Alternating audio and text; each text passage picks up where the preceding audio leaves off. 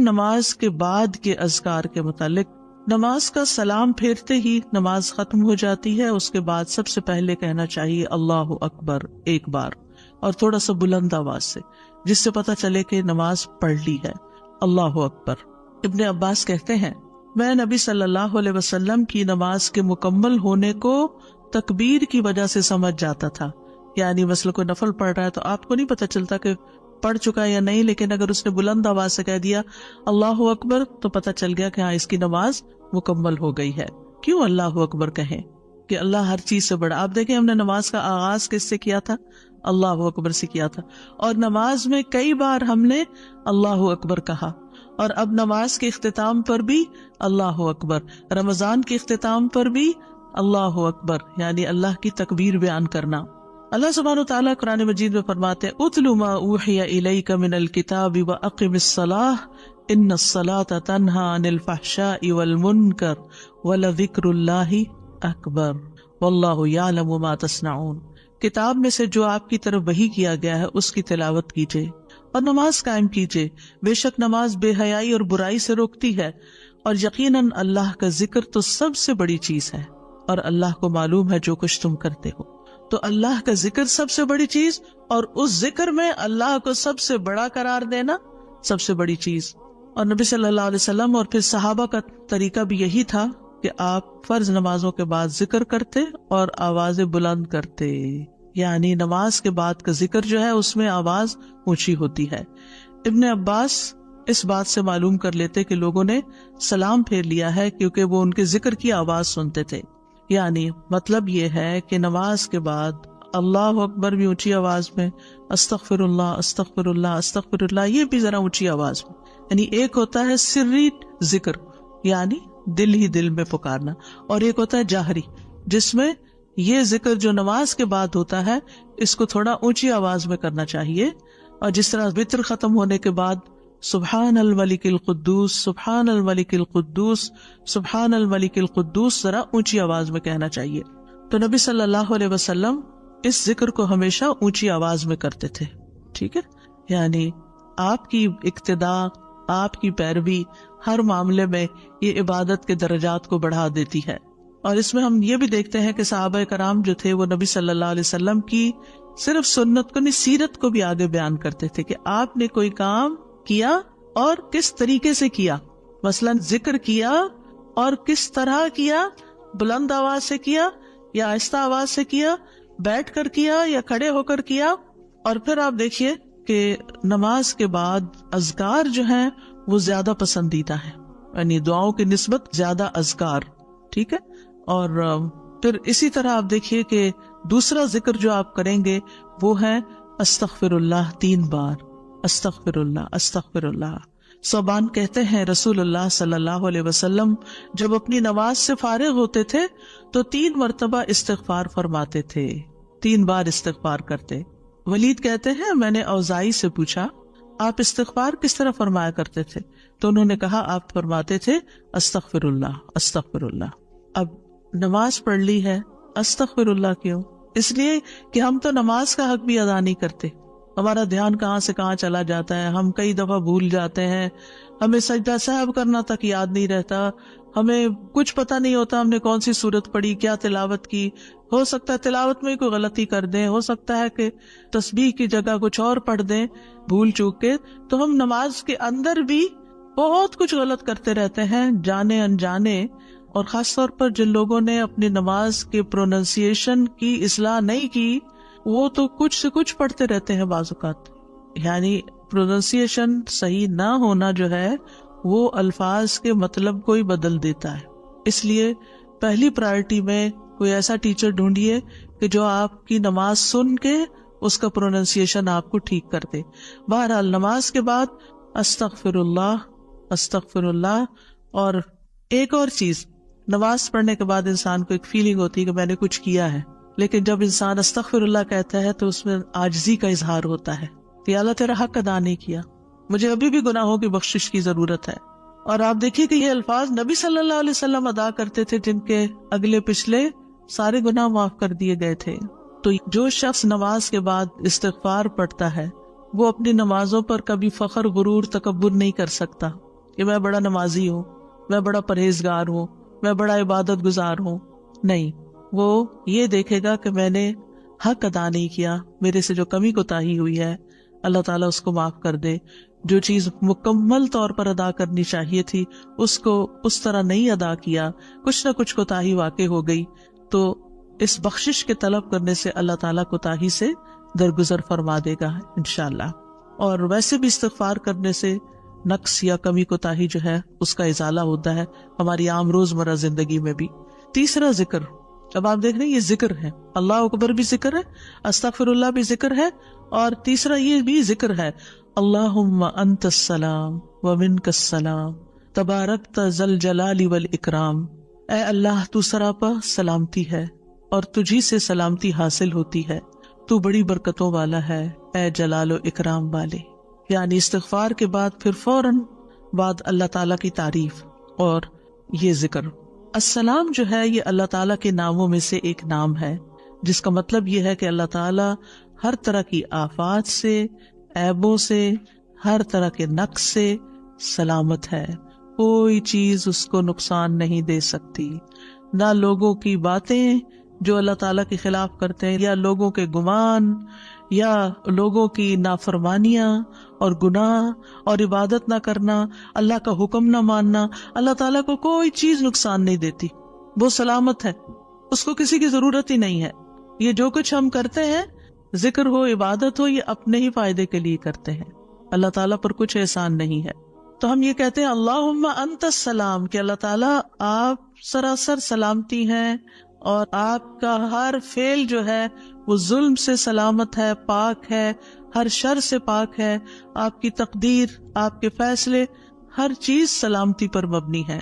ومنک السلام، سلامتی تیری ہی طرف سے آتی ہے، یعنی تو ہی سلامتی دیتا ہے یا تو ہی سلامتی کو روک لیتا ہے. سلامتی کا مالک بھی تو ہی ہے، تو سلامت رکھے تو ہم سلامت ہیں.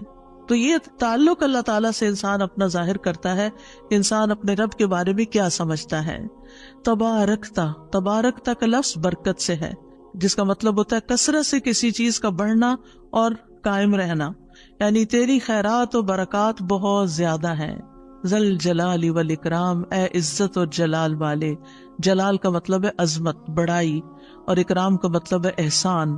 یعنی تو اپنے بندوں کو عزت و اکرام دیتا ہے، اپنے رسولوں کو، اپنے انبیاء کو اور اپنے صالح بندوں کو تو ہی عزت اور اکرام اور برکتیں عطا کرتا ہے.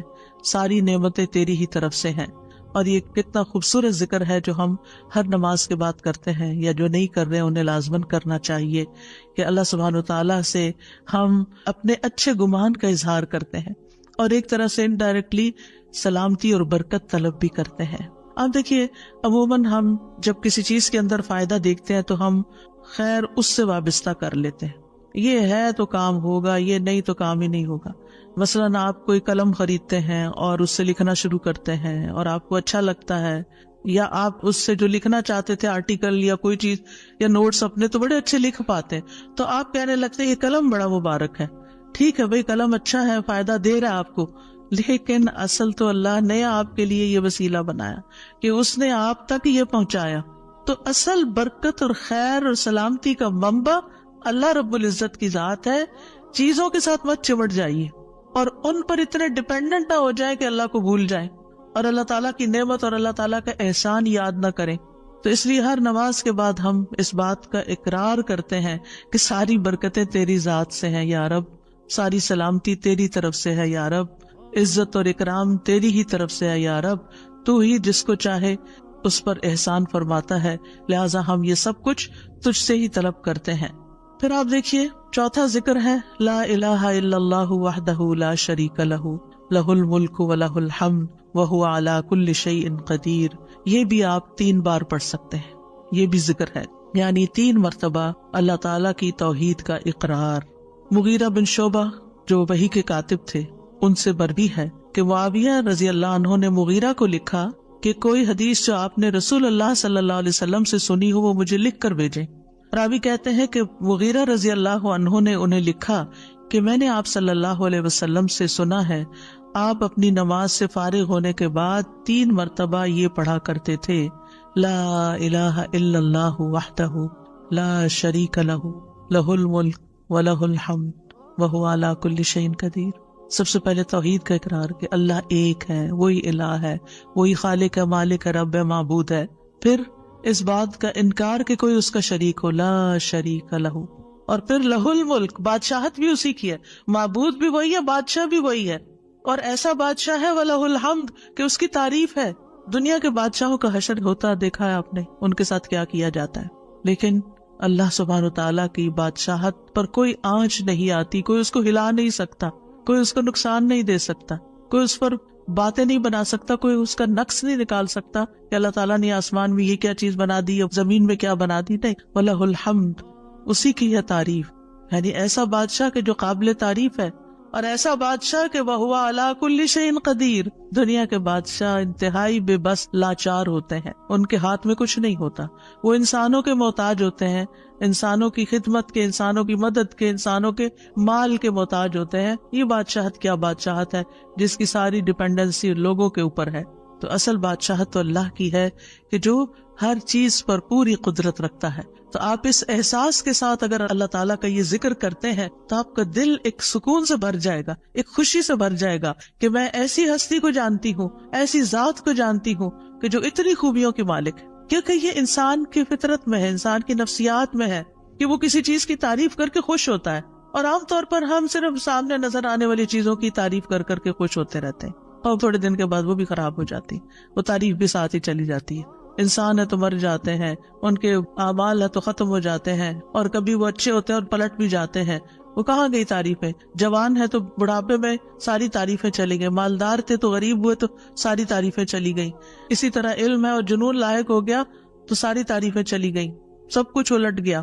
اور دنیا کے یہ سارے نظارے آپ نے دیکھے ہوں گے کہ جب ہر نعمت لوگوں پر الٹ جاتی. اسی لیے ہم دعا کرتے ہیں نا کہ اللہ انی اعوذ بک من زوال نعمتک، کہ اللہ نعمتوں کے زوال سے بچانا. یہ انتہائی تکلیف دہ چیز ہے، لیکن یہ ایک دنیا کا قانون ہے، یہ سب کچھ ہوتا ہے اور ہماری آنکھیں دیکھتی ہے. لیکن اللہ سبحانہ وتعالی ان سب چیزوں سے پاک ہے، اس کو کوئی زوال نہیں اور اس کا کوئی کچھ بگاڑ نہیں سکتا، اور وہ ہر چیز پر پوری طرح قادر ہے، جو چاہے کر سکتا ہے، اور تعریف اسی کے لیے ہے.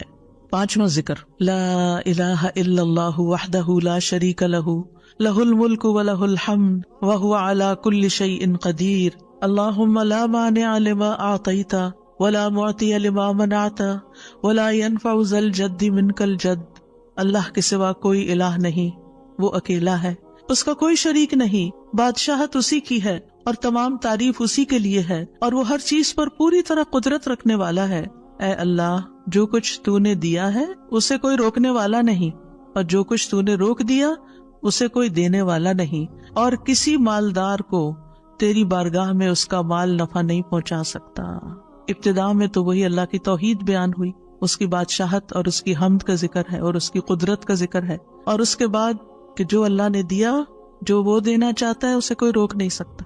یہاں بھی آپ دیکھیں، مانگ کچھ نہیں رہی، یہ ذکر ہے، یہ دعا نہیں، یہ کیا ہے؟ ذکر ہے. اور جو کچھ تو نے روک دیا کوئی دے ہی نہیں سکتا، اور سارے ہی مالدار فقیر ہیں، اور خاص طور پر تیرے سامنے فقیر ہیں. یا ایھا الناس انتم الفقراء الی اللہ واللہ هو الغنی الحمید.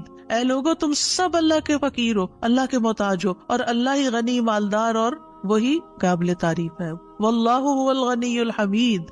ٹھیک ہے. نبی صلی اللہ علیہ وسلم جب سلام پھیرتے تھے تو یہ دعا پڑھا کرتے تھے یا یہ ذکر کیا کرتے تھے. اور اس میں آپ دیکھیے کہ یہ جو عقیدہ ہے نا کہ اللہ روکے تو کوئی دے نہیں سکتا، یہ انسان کو بڑا اطمینان دے دیتا ہے. اگر کوئی چیز، کوئی خیر آپ کی طرف آنے سے رکی ہوئی ہے تو وہ اللہ ہی نے روکی ہوئی ہے، آپ پر رحمت کی وجہ سے. بدگمان نہ ہو، اس سے کسی وجہ سے رکی ہوئی ہے.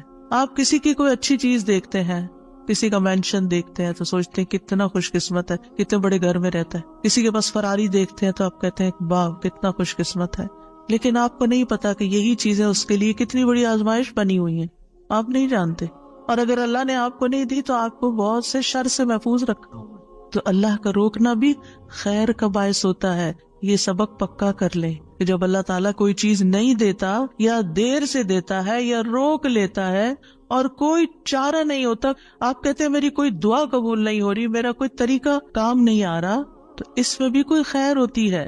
کیونکہ جو اللہ نے مقدر میں لکھا ہے وہ پہنچ کے رہے گا. کوئی روک نہیں سکتا جو تو دے، اور کوئی دے نہیں سکتا جو تو روک لے. اور جسے اللہ نے آپ کے مقدر میں لکھا ہے وہ آپ تک آئے گا ہی آئے گا. سورۃ فاطر میں اللہ تعالیٰ فرماتے ہیں ما یفتح اللہ للناس من رحمت فلا ممسک لها وما یمسک فلا مرسل له من بعدہ وہو العزیز الحکیم. جو کچھ اللہ لوگوں کے لیے رحمت میں سے کھول دے اسے کوئی بند کرنے والا نہیں، اور جو وہ بند کر دے اس کے بعد اسے کوئی کھولنے والا نہیں.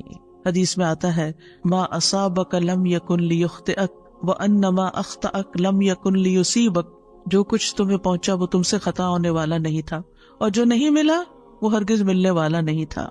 قرآن مجید میں سورۃ الرعد میں اللہ تعالیٰ فرماتے ہیں وَإِذَا أَرَادَ اللَّهُ بِقَوْمٍ سُوءًا فَلَا مَرَدَّ لَهُ. جب اللہ کسی قوم کے ساتھ برائی کا ارادہ کر لیتا ہے تو اس کو کوئی پھیرنے والا نہیں. کوئی سپر پاور اس ملک کی مدد نہیں کر سکتی اگر اللہ نے اس کے لیے جنگ کا فتنہ یا کسی اور طرح کی کوئی آزمائش لکھی ہے. یہ اللہ کے فیصلے ہوتے ہیں. یا اللہ نے کسی قوم کو تباہ کرنے کا فیصلہ کر لیا ہو تو کوئی اس کو روک نہیں سکتا. لہٰذا ہمیں اللہ پر ہی بھروسہ کرنا چاہیے، اور ہر حال میں ایسی پریشان کن باتوں پر اللہ تعالیٰ ہی کی طرف رجوع کر لینا چاہیے. یاد رکھیے اگر کوئی چیز نہیں ملی تو اللہ تعالیٰ کو الزام مت دیں، اللہ تعالیٰ سے ناراض نہیں ہو، اللہ تعالیٰ سے بدظن نہیں ہو. یہ روکنا اس کی رحمت ہے.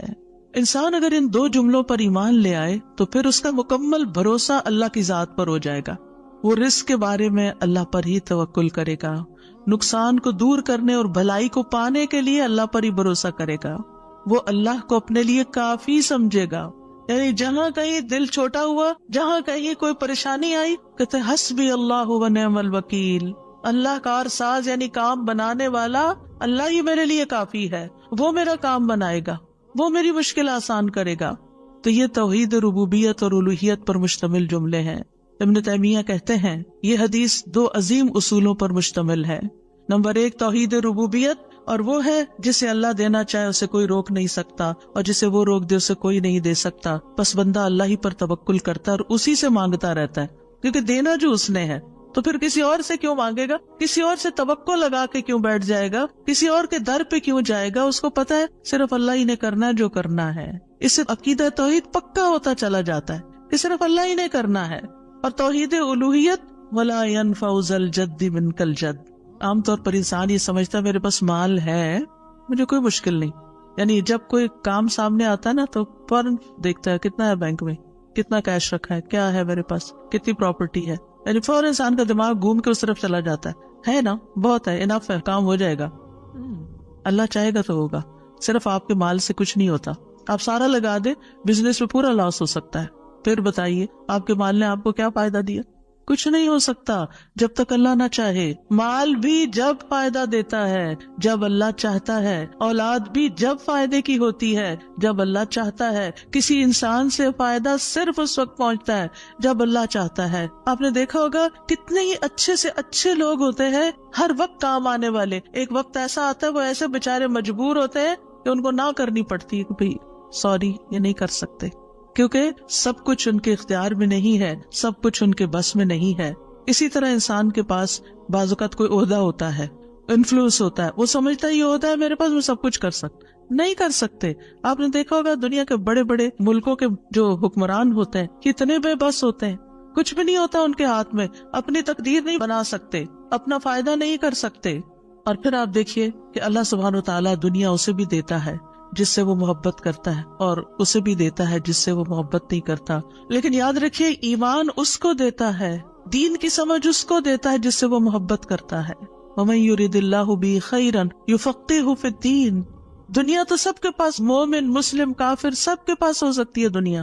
دنیا کے بڑے بڑے فائدے ہر ایک کو مل سکتے ہیں، لیکن دین اس کو ملتا ہے جس سے اللہ محبت کرتا ہے. لہٰذا انسان کو اللہ ہی کی طرف رغبت کرنی چاہیے، اور کبھی بھی اپنے مال پہ، اپنے جاہ پہ، اپنے ریسورسز پہ، اپنی قوتوں پر، اپنے علم پر کبھی بھروسہ نہیں کرنا چاہیے کہ یہ میرے لیے کچھ بنائیں گے اور ان کی وجہ سے میں آگے بڑھ جاؤں گا اور ان کی وجہ سے میرا بہت فائدہ ہوگا. کہ اللہ فائدہ لائے گا نا، ان میں سے کوئی ایک چیز بھی آپ کے پاس نہیں ہوگی تو آپ کا کام بن جائے گا. اور اگر فائدہ نہیں دینا نا اللہ نے ان ساری چیزوں کے ہوتے ہوئے، کئی دفعہ لوگ کہتے ہیں ہر چیز ہے میرے پاس لیکن پھر بھی میرا یہ مسئلہ حل نہیں ہوتا، معلوم نہیں کیوں رکاوٹ آ گئی، اور پھر وہ غلط سوچنا شروع کر دیتے ہیں، فلاں کی بندش ہے، فلاں کی نظر ہے، فلاں نے یہ کر دیا۔ نہیں، نفع اور نقصان دونوں اللہ کے ہاتھ میں، نہ کسی کی نظر آپ کو نقصان دے سکتی ہے، نہ کسی کا جادو آپ کو نقصان دے سکتا ہے، نہ کسی کا حسد آپ کو نقصان دے سکتا ہے اگر اللہ نہ چاہے۔ لہٰذا اسی سے دعا کرتے رہیں، اور جو پروٹیکشن کی دعائیں اس نے سکھائی ہیں وہ پڑھتے رہیں، اور باقی بھروسہ اللہ کی ذات پر کریں۔ پھر چھٹا ذکر ہے لا الہ الا اللہ وحدہ لا شریک لہ، لہ الملک ولہ الحمد وہو علی کل شیء قدیر، لا حول ولا قوۃ الا باللہ، لا الہ الا اللہ ولا نعبد الا ایاہ، لہ النعمۃ ولہ الفضل ولہ الثناء الحسن، لا الہ الا اللہ مخلصین لہ الدین ولو کرہ الکافرون۔ اللہ کے سوا کوئی الہ نہیں، وہ اکیلا ہے، اس کا کوئی شریک نہیں، بادشاہت اسی کی ہے اور تمام تعریف اسی کے لیے ہے، اور وہ ہر چیز پر پوری طرح قدرت رکھنے والا ہے، اور گناہ سے بچنے کی طاقت اور نیکی کرنے کی طاقت اللہ کے سوا کوئی دینے والا نہیں، اللہ کے سوا کوئی الہ نہیں۔ ہم صرف اسی کی عبادت کرتے ہیں، اسی کی ساری نعمتیں ہیں، اسی کا سارا فضل ہے، اور اسی کے لیے خوبصورت تعریف ہے۔ اللہ کے سوا کوئی الہ نہیں، ہم اسی کے لیے دین میں اخلاص رکھنے والے ہیں، اگرچہ کافر ناپسند کریں۔ ابن زبیر سلام پھیر کر ہر نماز کے بعد یہ کہتے، اور راوی کہتے ہیں کہ انہوں نے کہا کہ رسول اللہ صلی اللہ علیہ وسلم ہر نماز کے بعد ان کلمات کے ساتھ تحلیل کیا کرتے تھے، یعنی اللہ تعالیٰ کی حمد و ثنا بیان کرتے تھے۔ یہ بھی کیا ہے؟ نماز کے بعد کا ذکر۔ اور اس میں آپ دیکھیے لا الہ الا اللہ وحدہ کے علاوہ لا حول ولا قوت الا باللہ، لا حول ولا قوت الا باللہ، کہ کوئی پھیرنے کی قوت یعنی کسی برائی کو، نقصان کو دور کرنے کی، اور اسی طرح کوئی فائدہ حاصل کرنے کی قوت اللہ ہی کے پاس ہے۔ کسی گناہ سے دور ہونے اور کسی نیکی کے کرنے کی ہمت، طاقت اللہ ہی کے پاس ہے۔ تو یہ لا حول ولا قوت الا باللہ بہت فائدہ دیتا ہے، اور اس کی کثرت کرنے کو کہا گیا ہے۔ اور لا الہ الا اللہ ولا نعبد الا ایاہ، ہم صرف اسی کی عبادت کرتے ہیں۔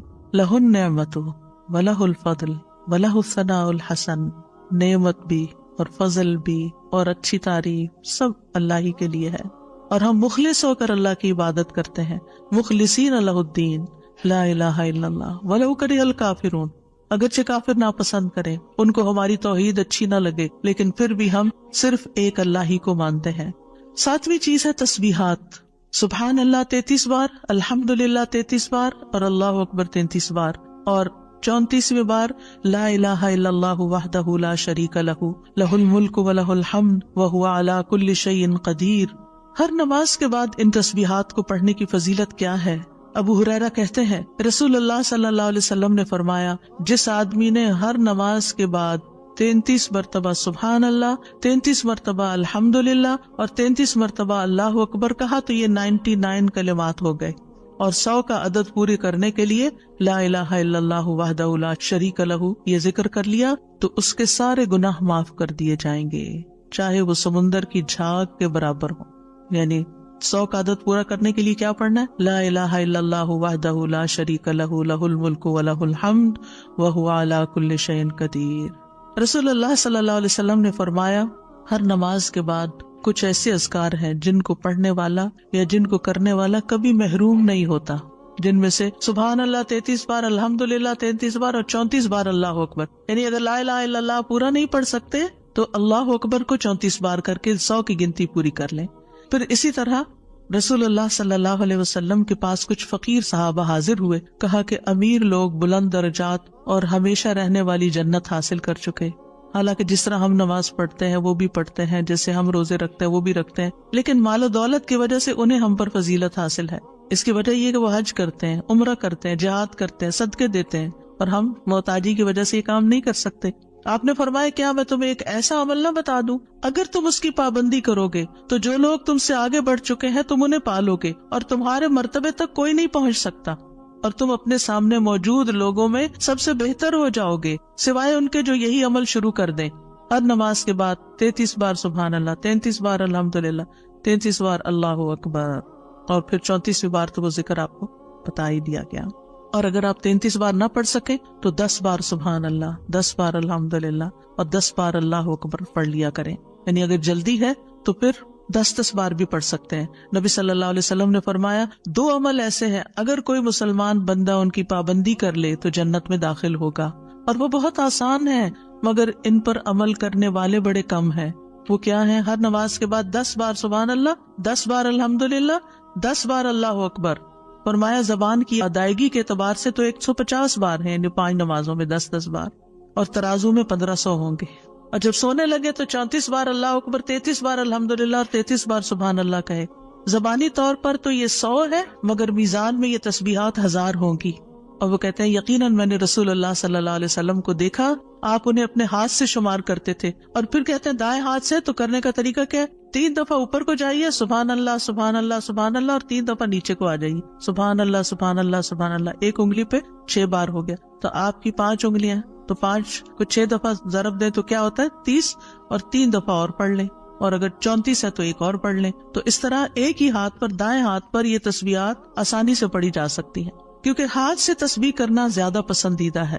حضرت عبداللہ بن عمر کہتے ہیں میں نے رسول اللہ صلی اللہ علیہ وسلم کو دیکھا، آپ داہنے ہاتھ کی انگلیوں پر تسبیح کو شمار کرتے تھے، اور آپ نے صحابیات کو حکم دیا تھا کہ وہ اللہ کی تکبیر، تقدیس، تحلیل کی پابندی اختیار کرے اور اپنی انگلیوں پر شمار کرے، کیونکہ ان سے سوال ہوگا اور یہ بلوائی جائیں گی. قیامت کے دن ہاتھ بولیں گے، تو اگر ان پہ تسبیح آپ پڑھتے ہیں تو یہ بول کے بتائیں گے ہم تو اللہ کا ذکر کرتے رہے.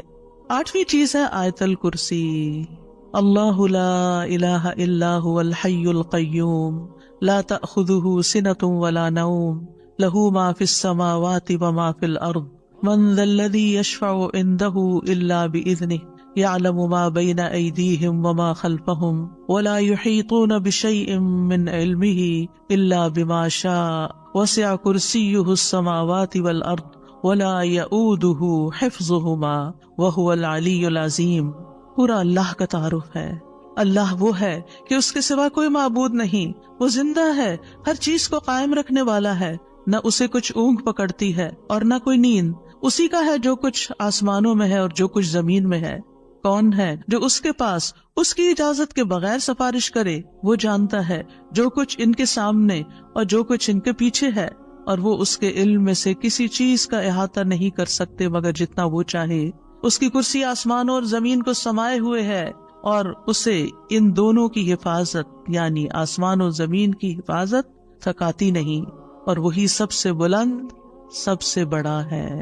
ہر نماز کے بعد آیت الکرسی پڑھنے کی فضیلت یہ ہے کہ جو شخص نماز کے بعد اس کو پڑھ لیتا ہے اور اس نماز کے بعد اس کی ڈیتھ ہو جاتی ہے تو فرمایا اس کو موت کے علاوہ کوئی چیز جنت میں جانے سے نہیں روک سکتی. مر گیا تو سیدھا جنت میں. یہ قرآن مجید کی سب سے افضل آیت ہے. ابو ذر غفاری کہتے ہیں میں مسجد حرام میں داخل ہوا اور رسول اللہ صلی اللہ علیہ وسلم کو اکیلے دیکھ کر آپ کے پاس آ کے بیٹھ گیا. میں نے کہا یا رسول اللہ صلی اللہ علیہ وسلم کون سی آیت افضل ہے جو آپ پہ نازل ہوئی؟ آپ نے فرمایا آیت الکرسی. کرسی کے مقابلے میں 7 آسمان اس طرح ہیں جیسے بیابان زمین میں کوئی چھلا گرا پڑا ہو، اور پھر کرسی کے مقابلے میں عرش کا حجم اتنا ہے جیسے اس چھلے کے مقابلے میں بیابان کا وجود. اور یہ قرآن مجید کی سب سے عظیم آیت بھی ہے. ابی ابن کعب سے روایت ہے ایک مرتبہ نبی صلی اللہ علیہ وسلم نے ان سے پوچھا اللہ کی کتاب میں سب سے عظیم آیت کون سی ہے؟ انہوں نے کہا اللہ اور اس کا رسول ہی زیادہ جانتے ہیں. آپ نے یہ سوال کئی مرتبہ دہرایا تو ابی ابن کعب نے کہا آیت الکرسی. یہ سن کر آپ نے فرمایا ابو المنذر تمہیں تمہارا علم مبارک ہو، اس ذات کی قسم جس کے ہاتھ میں میری جان ہے. عرش کے پائے کے پاس یہ اللہ بادشاہ کی پاکیزگی بیان کرتی ہوگی. اس کی ایک زبان اور 2 ہونٹ ہوں گے، یعنی جو لوگ اس پڑھیں گے وہ ان کے حق میں ایک طرح سے گواہ ہوگی. 9ویں چیز جو نماز کے بعد پڑھنی چاہیے وہ ہے معوذات. سورۃ الاخلاص، سورۃ الفلق، سورۃ الناس. پہلی سورت میں اللہ تعالیٰ کی توحید بیان ہوئی ہے. دوسری سورت میں انسان کو پناہ مانگنے کے لیے کہا گیا ہے. کہہ دیجئے میں مخلوق کے رب کے پناہ پکڑتا ہوں اس چیز کے شر سے جو اس نے پیدا کی، اور اندھیری رات کے شر سے جب وہ چھا جائے، اور گرہوں میں پھونکنے والیوں کے شر سے، اور حسد کرنے والے کے شر سے جب وہ حسد کرے. انہی چیزوں کا خوف رہتا ہے نا. کوئی جادو کر دے گا، کوئی حسد کر لے گا. ہر نماز کے بعد پڑھیں گے کس وقت وہ کرے گا؟ اس کو تو آپ موقع ہی نہیں دے رہے کہ وہ جادو کرے یا آپ سے حسد کرے. ہر 2 نمازوں کے بیچ میں جو کوئی ایسا فتنہ فساد آیا اس کا ازالہ ہوتا چلا جائے گا. عقبہ بن عامر کہتے ہیں کہ رسول اللہ صلی اللہ علیہ وسلم نے مجھے حکم دیا تھا کہ میں ہر نماز کے بعد معوذات پڑھا کروں، یعنی یہ 3 صورتیں پڑھا کروں. 10ویں چیز ہے ربی اعنی علی ذکرک و شکرک و حسن عبادتک، اللہ کے ذکر، اس کے شکر اور اچھی عبادت پر اللہ کی مدد مانگنا۔ معاذ بن جبل کہتے ہیں کہ رسول اللہ صلی اللہ علیہ وسلم نے میرا ہاتھ پکڑا اور فرمایا، اے معاذ، اللہ کی قسم میں تم سے محبت کرتا ہوں۔ کتنے خوش قسمت تھے معاذ رضی اللہ عنہ۔ میں نے عرض کیا، یا رسول اللہ صلی اللہ علیہ وسلم، میں بھی آپ سے محبت کرتا ہوں۔ تو رسول اللہ صلی اللہ علیہ وسلم نے فرمایا، تم پابندی سے ہر نماز میں یہ دعا مانگا کرو، رب اعنی علی ذکرک و شکرک و حسن عبادتک۔ معاذ رضی اللہ عنہ جو ہیں 33 سال کی عمر میں امواس کے تعاون میں شہید ہو گئے تھے۔ He was only 33 years old۔ ان کا مقام کیا تھا؟ آپ کی بشارت کے مطابق وہ جنت میں علماء کے قائد ہوں گے، یعنی علماء امت کے جو عالم ہیں ان کو جنت کی طرف لیڈ کر رہے ہوں گے۔ کس وجہ سے آپ صلی اللہ علیہ وسلم نے ان سے محبت کا اظہار کیا؟ علم کی وجہ سے، علم کے حریص تھے اور نیکی کے کاموں میں آگے آگے، اور اتنی چھوٹی عمر میں عین جوانی کے وقت فوت بھی ہو گئے، اور کتنا بڑا درجہ اور مقام پا گئے۔ ہمیں آج تک یہ سمجھ نہیں آتی کہ کون سے کام ایسے کریں کہ جس سے اللہ کی محبت ملے، جس سے اللہ کا قرب نصیب ہو، اور جس سے ہمیں رسول اللہ صلی اللہ علیہ وسلم کی محبت اور آپ کی شفاعت نصیب ہو۔ تو یہ ایک دعا ہے ان دعاؤں میں سے جو آپ نے خاص طور پر حضرت معاذ کا ہاتھ پکڑ کے، قسم کھا کے، محبت کا اظہار کر کے آپ کو یہ دعا سکھائی۔ چند لفظ ہیں، کیا ہمارے لیے یہ پڑھنا بھی مشکل ہے؟ پھر ہم اپنے لیے اس دنیا سے کیا کما رہے ہیں؟ اگر ہمیں اتنی بھی توفیق نہیں کہ نماز کے بعد ٹک کے یہ 4 کلمے پڑھ لیں، تو پھر ہماری نمازیں کیا ہے؟ ہم نے کیا مانگا اللہ سے؟ ہم تو دنیا کی اور آخرت کی خیر سے محروم ہو گئے۔ اور یہ دعا آپ دیکھیے، اللہم سے بھی شروع ہوتی ہے اور ربی سے بھی شروع ہوتی ہے۔ دونوں کا ایک ہی تقریباً مطلب ہے، ایک میں الوہیت ہے اور ایک میں ربوبیت ہے۔ یعنی میں اللہ سے درخواست کرتا ہوں کہ اے اللہ، مجھے اپنے ذکر پر، اور ذکر میں قرآن، نماز، تہلیل، تسبیح، استغفار، درود، سب چیزیں شامل ہیں، اللہ مجھے توفیق دے۔ اور پھر وہ شکر کی بھی توفیق دے۔ اور آپ دیکھیے کہ جب ہم دعا مانگتے ہیں نا کہ اللہم انی علی ذکرک، تو مطلب یہ ہے کہ ہماری زبان جو ہے وہ آپ کی اطاعت کرتی رہے، وہ کلمات بولتی رہے جس سے آپ کا ذکر ہوتا رہے۔ یعنی ایک تو ہے یہ مسنون اذکار ان کا پڑھنا، اور ایک یہ ہے کہ اللہ تعالیٰ کی نعمتوں کا ذکر کرنا، اللہ تعالیٰ کے احسانات کا ذکر کرنا، اللہ تعالیٰ کی قدرت کی نشانیوں کا ذکر کرنا، اللہ کے فضل کا ذکر کرنا۔ وَأَمَّا بِنِعْمَةِ رَبِّكَ فَحَدِّثْ، یہ بھی ذکر ہے۔ آپ اپنے بچوں کے ساتھ بات کر رہے ہیں اور اللہ تعالیٰ کے بارے میں کوئی بات کر رہے ہیں، دین کے بارے میں کوئی بات کر رہے ہیں، تو یہ بھی ذکر میں شمار ہو۔ تو اللہ مجھے توفیق دے، اللہ میری مدد کر، کیونکہ ہمارے پاس وقت بھی ہوتا ہے، ہمارے پاس صلاحیت بھی ہوتی ہے، لیکن ہم توجہ نہیں کرتے، ہم کرتے نہیں ہے کام، کیونکہ توفیق نہیں ہوئی نا۔ تو ہر نماز کے بعد، چونکہ فرض کے بعد دعا قبول ہوتی ہے، تو یہ دعا مانگنے کو کہا گیا۔ اور بعض کہتے ہیں اس کو سلام پھیرنے سے پہلے بھی پڑھ سکتے ہیں، جیسے ربی جعلنی پڑھتے ہیں، یا اور کل جو میں نے آپ کو دعائیں بتائی تھی آخر میں نماز کے اختتام پر سلام سے پہلے، وہ سب مسنون اذکار تھے، لیکن علماء نے اس کے علاوہ جیسے ربی جعلنی مقیم الصلاۃ، یہ نبی صلی اللہ علیہ وسلم نے نہیں سکھائی ہمیں کہ نماز کے بعد ضروری یہی پڑھی جائے، لیکن علماء نے کہا کہ جیسے اللہ کی حمد و ثنا ہوتی ہے تشہد میں، پھر اس کے بعد درود شریف ہے، اور پھر اس میں والدین اور اولاد دونوں کے لیے دعا ہے، تو یہ پڑھ لیں۔ اس کے علاوہ جو چاہے قرآنی اور مسنون دعا یہاں بیٹھ کے پڑھیں، کیونکہ نماز کے اندر دعا مانگنا نماز کے بعد کی دعا سے افضل ہے، قبولیت کے زیادہ چانسز ہیں، جس سے اکثر لوگ غافل ہیں۔ سلام پھیرنے سے پہلے اللہم انی اسألک الجنۃ واعوذ بک من النار 3 دفعہ یہ پڑھ لیں، جو آپ کا دل چاہے پڑھیں، بس اردو میں نہیں، عربی میں یاد کریں کچھ دعائیں، قرآنی دعائیں، مسنون دعائیں اس وقت پڑھتے رہیں۔ تو پھر دوسرا ہے وہ شکر کا۔ شکر کہاں سے ادا ہوتا ہے؟ زبان سے بھی ہوتا ہے، لیکن اس کا اصل مقام دل ہے، وہ دل سے اٹھتا ہے۔ ذکر کی بات کر کے ہم نے کہا کہ اللہ ہماری زبان کو اپنی اطاعت کی توفیق دے، اور شکر کی بات کر کے ہم نے کہا کہ اللہ ہمارے دل کو اپنے ذکر کی توفیق دے، اپنی یاد کی توفیق دے، اور شکر ادا کرنے کی توفیق دے۔ یعنی میں ساری ظاہری اور باطنی نعمتوں پر اللہ کا شکر ادا کرنے کی توفیق مانگتا ہوں، یہ مطلب ہے اس دعا کا۔ زبان کا شکر کیا ہے کہ بندہ اللہ کی نعمتوں کا ذکر کرتا ہے، اور آزاد سے شکر کیا ہے کہ بندہ اللہ کی اطاعت کے کام کرتا ہے، کیونکہ اللہ تعالیٰ نے آل داؤد کو کیا کہا تھا؟ اعملوا آل داؤد شکرا وقلیل من عبادی الشکور، اے داؤد کے گھر والو، شکر ادا کرنے کے لیے عمل کرو، اور میرے بندوں میں کم ہی شکر گزار ہیں۔ اللہ کا شکوہ ہے بندوں سے، کم ہی شکر گزار۔ کیوں؟ اس لیے کہ شیطان نے کہا تھا وَلَا تَجِدُ أَكْثَرَهُمْ شَاكِرِينَ، کہ انسانوں کی اکثریت کو آپ شکر کرنے والا نہیں پائیں گے۔ اور وَلَقَدْ صَدَّقَ إِبْلِيسُ ظَنَّهُ، ابلیس نے اپنا گمان سچ پایا کہ بندوں کو شکر سے ہٹا دیا۔ تو شکر کی توفیق مل جائے تو پھر شکر ادا کیا جائے، اور یہ شکر کا سلسلہ تو کہیں ختم ہوتا ہی نہیں، کیونکہ اتنی نعمتیں ہیں کہ ہم گن ہی نہیں سکتے۔ ابن رجب کہتے ہیں کہ دین میں یا دنیا میں اللہ کی ہر نعمت جو بندے کو حاصل ہوتی ہے اس میں نعمت کا شکر ادا کرنے کی ضرورت ہوتی ہے، پھر جو شکر کی توفیق ملتی ہے اس پر بھی شکر ادا کرنے کی ضرورت ہے، یعنی شکر پر بھی شکر، یہ ایک اور نعمت ہے، اس میں دوبارہ شکر ادا کرنے کی ضرورت ہے، پھر دوبارہ شکر کیا تو ایک اور نعمت مل گئی، اب کیا ہے ایک اور دفعہ شکر کریں، اور یہ سلسلہ ہمیشہ جاری رہتا ہے، یعنی شکر کا سلسلہ کبھی ختم نہیں ہونا چاہیے، شکر کرتے ہی چلے جائیں۔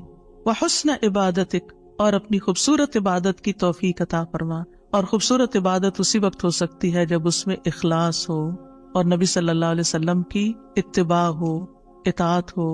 اطاعت اعضاء سے کی جاتی ہے، یعنی ہمارے اعضاء، ہاتھ پاؤں، ہمارا جسم یہ عبادت میں مشغول ہوتا ہے۔ بعض اوقات ہم ڈھیروں عبادت کر لیتے، ڈھیر سارے نفل پڑھ لیتے، بہت کچھ کر لیتے، لیکن اس کو کوئی کوالٹی نہیں ہوتی۔ یہاں یہ نہیں کہا گیا کہ کثیر عبادتک، یہاں کیا کہا گیا؟ حسن عبادتک، کہ اللہ خوبصورت عبادت کی توفیق دے۔ امام ابن تیمیہ کے بارے میں آتا ہے کہ جب وہ قید ہوئے تو اپنے سجدوں میں یہ دعا پڑھا کرتے تھے، اللہم اعنی علی ذکرک و شکرک و حسن عبادتک، کیونکہ اللہ کی توفیق کے بغیر ہم یہ کام نہیں کر سکتے۔ جس کی زندگی میں ذکر آ گیا، جس کی زندگی میں شکر آ گیا، اور جس کی زندگی میں خوبصورت عبادت آ گئی، وہ خوش قسمت ترین انسان ہے، اس کو سبھی کچھ مل گیا۔ اور جو ان چیزوں سے محروم ہے پھر ہر خیر سے محروم ہے، چاہے دنیا کی قارون جیسی دولت اس کے پاس کیوں نہ ہو، پوری دنیا اس کی فین ہو، اس کی تعریفیں کرے اور اس کی فدائی شدائی ہو، کوئی فائدہ نہیں ہے۔ ایک اور دعا ہے، رب قنی عذابک یوم تبعث عبادک، اے میرے رب مجھے اس دن کے عذاب سے بچانا جس دن تو اپنے بندوں کو اٹھائے گا۔ 3 بار یہ دعا، اے اللہ ہمیں اس دن کے عذاب سے بچانا جس دن تو اپنے بندوں کو اٹھائے گا۔ ایک دفعہ بھی پڑھی جا سکتی، 3 دفعہ کی شرط نہیں ہے۔ براء بن عازب کہتے ہیں جب ہم رسول اللہ صلی اللہ علیہ وسلم کے پیچھے نماز پڑھتے تھے تو ہم آپ کی دائیں طرف کھڑے ہونے کو پسند کرتے تھے تاکہ آپ ہماری طرف رخ کر کے متوجہ ہوں۔ براء کہتے ہیں میں نے آپ کو فرماتے ہوئے سنا، یعنی آپ پلٹ رہے تھے اور کہہ رہے تھے رب قنی عذابک یوم تبعث عبادک۔ یہ رات کو سوتے ہوئے بھی پڑھا کریں اور نمازوں کے بعد بھی کہ اللہ اس دن کے عذاب سے بچا لینا جس دن تو بندوں کو دوبارہ پیدا کرے گا۔ 13 اللہم اغفر لی ما قدمت وما اخرت وما اسررت وما اعلنت وما اسرفت وما انت عالم به منی انت المقدم وانت المؤخر لا الہ الا انت۔ اے اللہ میرے وہ گناہ بخش دے جو میں پہلے کر چکا، جو میں نے بعد میں کیے، اور جو چھپے ہوئے کیے اور جو ظاہر میں کیے، اور جو میں حد سے بڑھا رہا اور وہ جن سے تو مجھ سے زیادہ باخبر ہے۔ تو ہی نیکی اور خیر میں آگے کرنے والا اور پیچھے کرنے والا ہے، تیرے سوا کوئی معبود نہیں۔ نبی صلی اللہ علیہ وسلم سلام پھیرنے کے بعد یہ دعا پڑھا کرتے تھے، یعنی اس دعا کے بارے میں ثابت ہے کہ سلام کے بعد پڑھا کرتے تھے۔ اللہم اغفر لی ما قدمت، بات یہ ہے کہ جو نیک لوگوں کی نیکیاں ہوتی ہیں وہ مقربین کے گناہ شمار ہوتے ہیں، یعنی ان کا سٹینڈرڈ اور ہائی ہوتا ہے نا، ان کی کوالٹی اور اچھی ہوتی ہے، تو اس لیے نبی صلی اللہ علیہ وسلم کے گناہ کوئی نہیں تھے کہ جس کے لیے آپ بخشش مانگتے تھے، ایک تو ہمیں سکھانے کے لیے، اور دوسرا یہ ہے کہ نیکیوں میں سے جو کم درجے کی نیکیاں ان پر بھی۔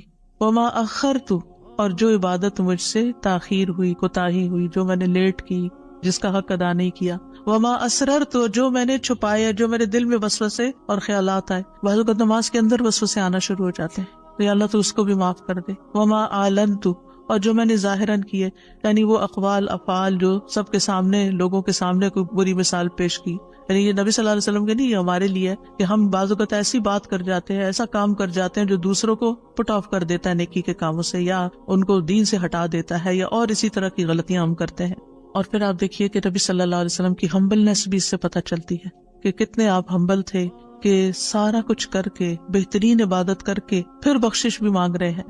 اور پھر آپ دیکھیے کہ وما اسرفت، ہر معاملے میں ہم حد سے پار ہو جاتے ہیں، خوشی میں، غم میں، بے صبری میں، ہر چیز میں۔ تو اس کی بھی دعا ہے یہ کہ اللہ جہاں بھی میں حد لمٹ کراس کر رہا ہوں، اللہ مجھے وہ کراس کی بھی لمٹ کے آگے جو غلط کام کیا ہے مجھ سے تو وہ بھی معاف کر دے۔ اور وما انت عالم بہ منی، اور جو تو مجھ سے زیادہ جانتا ہے، یعنی خاص کے بعد عام کا بھی ذکر ہے، یعنی میں نے تو مانگ لیا جو مجھے سمجھ آتی تھی، اب اس کے علاوہ بھی جو کچھ ہے اس کو بھی آپ معاف کر دیجیے۔ اور پھر انت المقدم و انت المؤخر. دوسرے روایت میں انت المقدم والمؤخر بھی آتا ہے. جس کو تو چاہتا ہے آگے بڑھا دیتا ہے نیکی میں، جس کو تو چاہتا ہے پیچھے کر دیتا ہے. یعنی یہ نہ سوچیے کہ آج میں اگر نیکیوں میں آگے ہوں تو ہمیشہ ایسے ہی رہوں گی. ہمیشہ ڈرتے رہا کریں، پیچھے بھی ہو سکتے ہیں. تو یا اللہ تو مجھے آگے ہی رکھنا، مراد یہ ہے. اور اگر نبی صلی اللہ علیہ وسلم کے بارے میں ہے تو آپ کی نبوت سب سے آخر میں تھی، وہ ایک پازیٹیو سینس میں ہے، انت المقدم و انت المؤخر. اور پھر اسی طرح یہ ہے کہ قیامت کے دن سب سے پہلے آپ اٹھائے جائیں گے، حالانکہ دنیا میں آپ کی نبوت سب سے آخر میں تھی. تو یہ اللہ تعالیٰ کا فیصلہ ہوتا ہے. جس چیز پر وہ چاہتا ہے اپنے بندوں کو اتارتا ہے، جس کو چاہتا ہے آگے بڑھاتا ہے، جس کو چاہتا ہے عزت دیتا ہے، جس کو چاہتا ہے ذلت دیتا ہے. اور بندوں کے ایک دوسرے پر درجات ہیں. نمبر 14 سبحانک اللہم و بحمدک استغفرک و اتوب الیک. یہ مجلس کے اختتام پر بھی اور نماز کی دعاؤں کے اختتام پر بھی، پاک ہے تو اے اللہ، تیری ہی حمد ہے، میں تجھ سے بخشش مانگتا ہوں، تیری ہی طرف میں رجوع کرتا ہوں. یہ اچھے عمل پر مہر لگانے والے کلمات ہیں. حضرت عائشہ سے روایت ہے کہ رسول اللہ صلی اللہ علیہ وسلم جب کسی مجلس میں بیٹھتے یا نماز پڑھتے یا کچھ کلمات پڑھتے، حضرت عائشہ نے ان کے بارے میں پوچھا تو آپ نے فرمایا اگر کسی شخص نے اس مجلس میں اچھی باتیں کی ہوں گی تو یہ کلمات قیامت تک ان باتوں کے لیے مہر بن جائیں گے، اور اگر اس نے اس مجلس میں کوئی فضول بات کی ہے تو یہ اس کے لیے کفارہ بن جائیں گے. اور اس کے دیگر روایات بھی ہیں، یعنی دیگر طرق بھی ہیں اس دعا کے. اور پھر ایک اور دعا، رب اغفر لی وتب علی انک انت التواب الغفور. اے اللہ تو مجھے بخش دے اور میری توبہ قبول کر، بے شک تو بہت توبہ قبول کرنے والا، بہت بخشش فرمانے والا ہے.